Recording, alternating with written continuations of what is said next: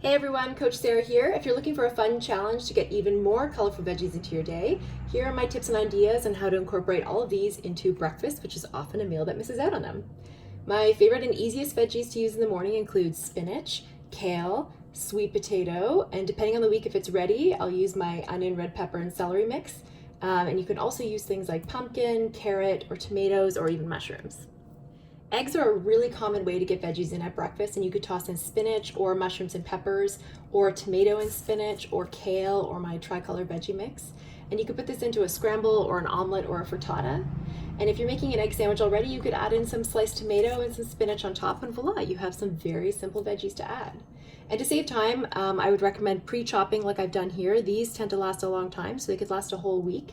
And that way they are ready to throw into whatever you're doing in the morning.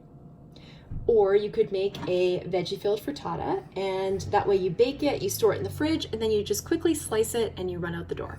Sweet potatoes are another great option for breakfast, and you can make sweet potato hash with just potatoes or mix it with other veggies like peppers or my tricolor mix, or with kale or spinach for another pop of color.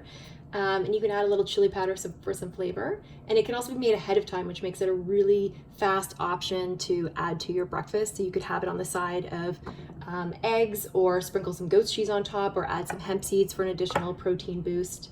And you can also make sweet potato fritters, and that would be done by grating the sweet potato and mixing it with egg and then heating it in your pan. Or you can mix mashed sweet potato or pumpkin into yummy pancakes. Another thing you can do with sweet potato is make sweet potato toast. And you would do that by cutting it into about 1/4 inch thick pieces, popping it in your toaster or putting it in your toaster oven or in your oven, cooking it to your desired doneness, and then topping it with whatever you would put on your normal toast. If you're already having porridge in the morning, then a great option to add veggies in would be to use carrots.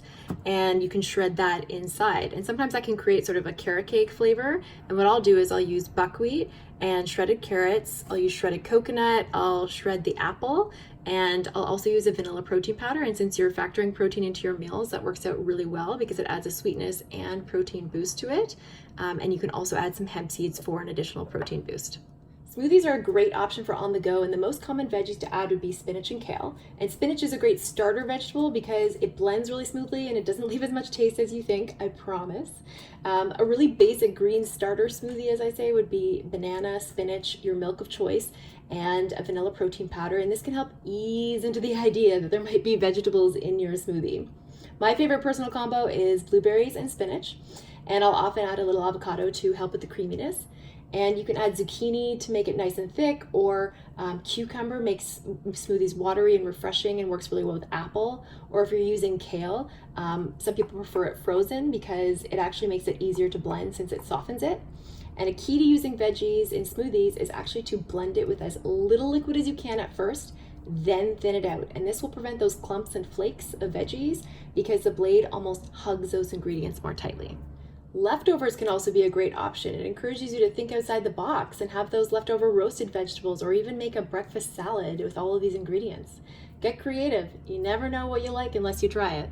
If your breakfast currently doesn't have any colorful fruit or veggies in it, then start by adding colorful fruit and ease your way in, and start with fruit that you most enjoy, then focus on colorful varieties like strawberries and blueberries.